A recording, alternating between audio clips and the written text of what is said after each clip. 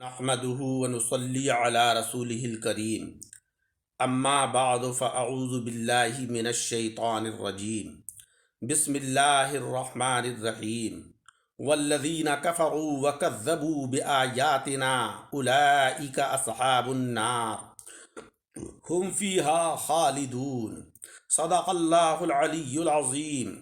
اللهم صل على سيدنا ومولانا محمد وعلى آل سيدنا ومولانا محمد وبارک وسلم۔ حضرات اکرام، خطبہ مسنونہ کے بعد سورہ بقرہ کی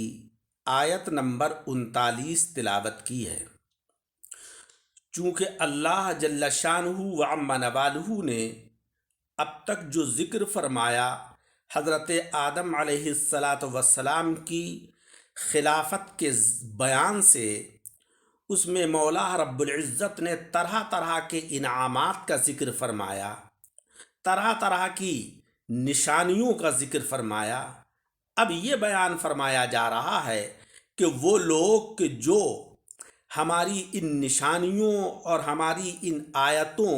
کا انکار کر دیں اور ان کو جھٹلا دیں تو وہ جہنم کے اندر رہیں گے، اور یہ جہنم کے اندر رہنا ہمیشہ ہمیش کے لیے ہے۔ ایسا نہیں ہے کہ وہ جھٹلانے اور انکار کرنے کے بعد سزا بھگت کر جہنم سے نکال لیے جائیں گے۔ والذین کفروا، کفروا یہ جمع مذکر غائب کا صیغہ ہے، کفرن سے بنا ہے، اور کفرن کے معنی انکار کرنا۔ کذبوا یہ بھی جمع مذکر غائب کا صیغہ ہے، یہ تکذیب باب تفعیل سے بنا ہے، تو کذبوا کے معنی جھٹلا دیا۔ آیات یہ آیتن کی جمع ہے، یعنی وہ لوگ کہ جنہوں نے انکار کر دیا اور جھٹلا دیا ہماری آیتوں کو۔ اولئک اصحاب النار، اولئک یہ اسم اشارہ ہے، اور اصحاب النار یہ اصحاب جمع صاحبن کی ہے، اس کے معنی ساتھی اور والے۔ نار کے معنی آگ، یعنی وہ آگ والے ہیں، یعنی ہمیشہ ہمیش دوزخ کے اندر رہیں گے۔ ہم فیہا خالدون، خالدون کے معنی ہمیشہ ہمیش۔ اللہ تبارک و تعالی نے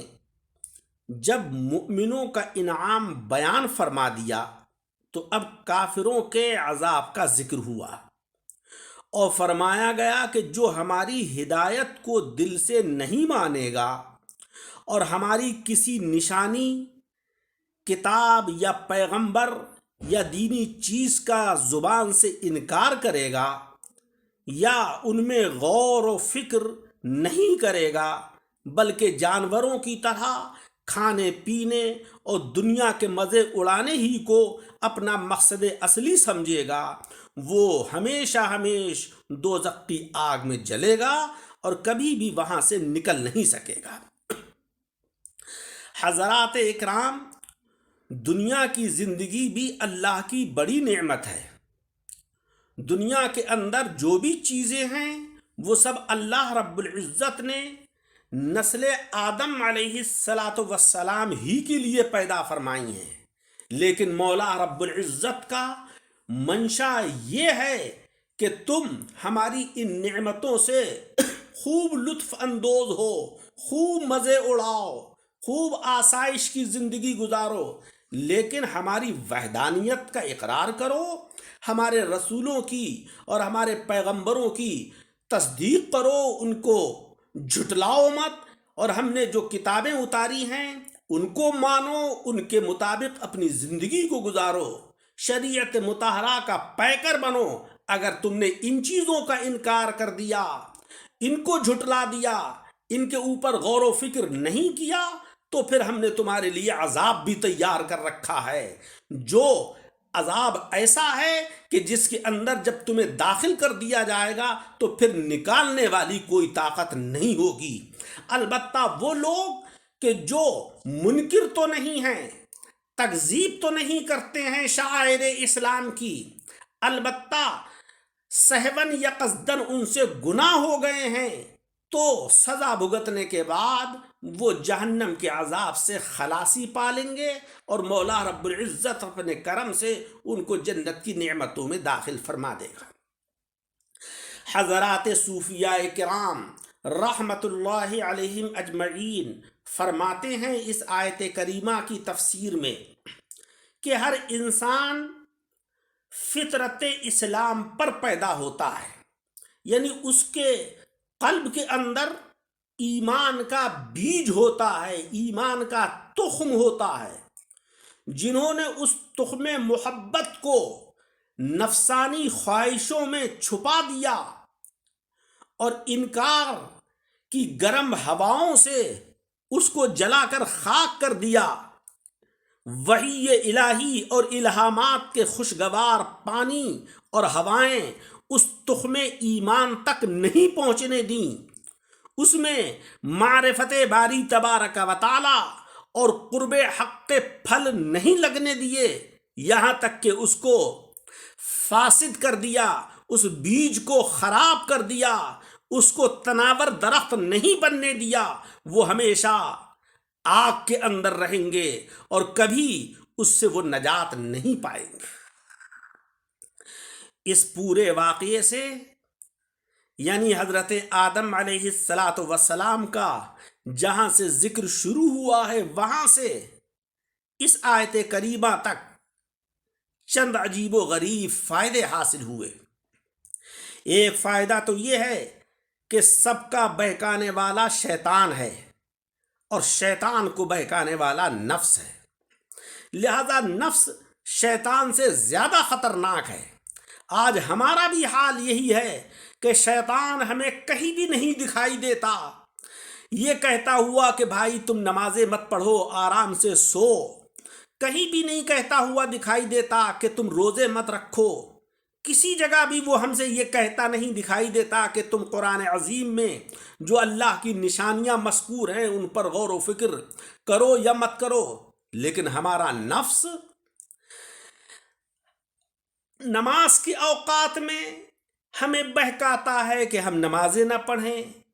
اور دیگر امور شرعیہ کو انجام دینے کے مواقع پر ہمیں بہکاتا ہے کہ ہم ان امور کو انجام نہ دیں۔ تو گویا کہ نفس ہمارا سب سے بڑا دشمن ہے۔ ہمیں یہ چاہیے کہ ہم اپنے نفس کی شرارتوں سے محفوظ رہیں۔ دوسرا فائدہ یہ ہے کہ دنیا میں سب سے پہلا گناہ حسد سے ہوا، کیونکہ شیطان کے دل میں حضرت آدم علیہ السلام کی عظمت و رفعت سے حسد ہوا اور اس نے اتنی بڑی اللہ کی نافرمانی کی، اتنا بڑا گناہ کیا کہ جس کی وجہ سے اللہ رب العزت نے اس کو اپنی بارگاہ سے نکال دیا، اس کو مردود قرار دے دیا۔ تو حسد اتنی خطرناک بیماری ہے کہ جس سے انسان تباہ اور برباد ہو کر رہ جاتا ہے۔ حسد کا مطلب کیا ہے؟ حسد کا مطلب یہ ہے کہ اللہ تبارک و تعالیٰ کی نعمت کو کسی کے اوپر دیکھ کر جلنا کہ یہ نعمت اس کی ختم ہو جائے، فنا ہو جائے، یہ حسد کی بیماری ہے، یہ انسان کو برباد کر دیتی ہے۔ اس کے مقابلے میں غبطہ کہلایا جاتا ہے۔ غبطہ وہ ہے کہ جیسے ہم نے کسی کے اوپر اللہ کی کوئی نعمت دیکھی، ہم نے یہ دیکھا کہ فلاں انسان کو اللہ تبارک و تعالیٰ نے بڑی عظمت اور بڑی رفعت عطا فرمائی ہے، بڑا خوش و خرم وہ زندگی گزار رہا ہے، اگر ہم نے اس کے فنا اور زوال کی آرزو کی تو یہ حسد ہے، اور اگر ہم نے یہ آرزو کی کہ جس طریقے سے اللہ تعالیٰ نے اس کو یہ نعمتیں عطا فرمائی ہیں ایسی ہی یہ نعمتیں مولا رب العزت ہمیں بھی عطا کر دے، اس کو غبطہ کہتے ہیں، یہ جائز ہے۔ معلوم ہوا کہ حسد تمام گناہوں کی جڑ ہے۔ حسد کی وجہ سے نفس عقل کو ڈھک لیتا ہے۔ دیکھو حسد، حرص، ہوس، طمع یہ سب نقطوں سے خالی ہیں، ان میں سے کسی پر بھی نقطہ نہیں ہے۔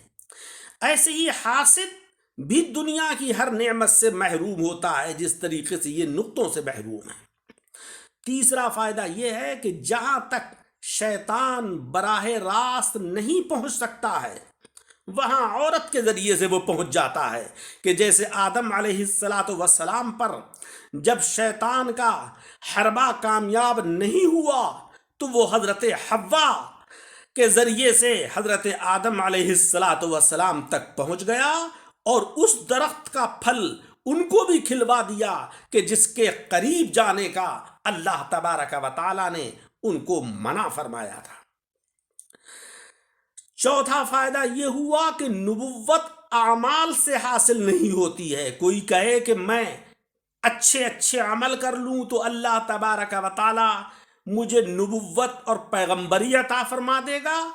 تو ایسا ممکن نہیں ہے، بلکہ یہ اللہ رب العزت کے فضل و کرم سے حاصل ہوتی ہے۔ ورنہ شیطان تو بہت نکوکار تھا، بہت بڑا عابد و زاہد تھا، مگر اللہ رب العزت نے پیغمبری اور نبوت شیطان کو نہیں دی، بلکہ حضرت آدم علیہ السلام کو اپنے اس فضل و کرم سے نوازا۔ اللہ تبارک و تعالی سے دعا ہے کہ مولا رب العزت ہمیں نفس کی شرارتوں سے محفوظ فرمائے، حسد اور بغض اور کینے سے ہمیں محفوظ فرمائے، شریعت مطہرہ کے مطابق ہمیں زندگی گزارنے کی توفیق عطا فرمائے، جہنم کے عذاب سے ہم سب کو محفوظ فرمائے۔ آمین۔ وآخر دعوانا ان الحمد للہ رب العالمین۔ نحمده ونصلي